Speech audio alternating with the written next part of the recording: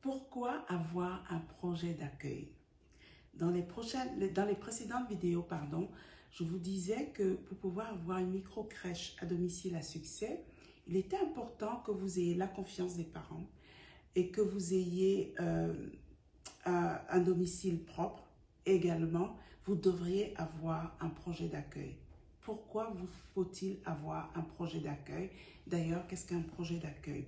Avant de répondre à la question, je me présente. Je m'appelle Rachel Simen. Je suis éducatrice de jeunes enfants et co-gestionnaire d'un centre à la petite enfance. J'aide les femmes qui vivent en Afrique à créer des micro-crèches à domicile où elles pourront accueillir les enfants des parents qui travaillent.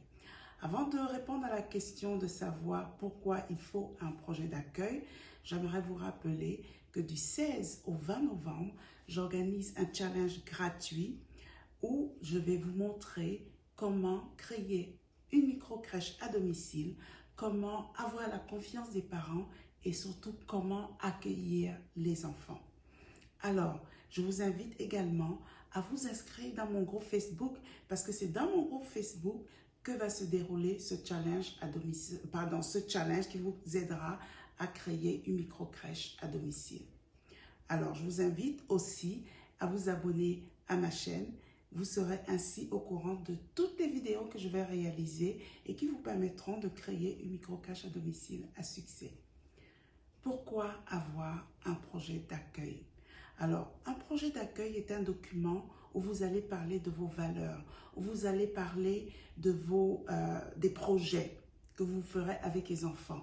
C'est aussi un document où vous allez décrire ce que vous attendez des parents et ce que les parents devront attendre de vous. D'accord? C'est un projet qui vous permet, c'est un document qui vous permet de faire la différence avec vos concurrentes. D'accord?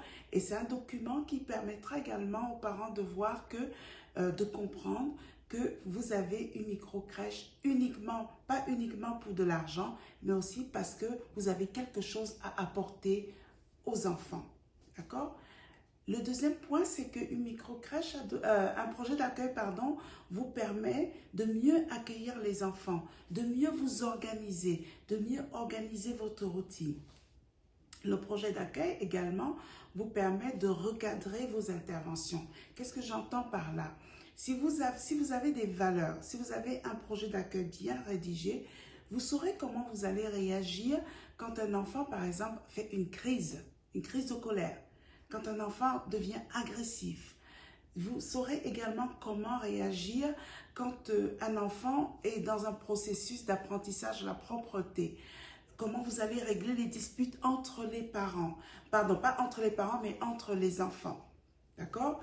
Et aussi, le projet d'accueil vous permettra de faire le tri avec les parents avec lesquels vous voulez travailler, C'est-à-dire que vous pouvez avoir en face de vous des parents qui n'ont pas les mêmes valeurs que vous. Vous ne voudrez pas travailler avec ces parents-là.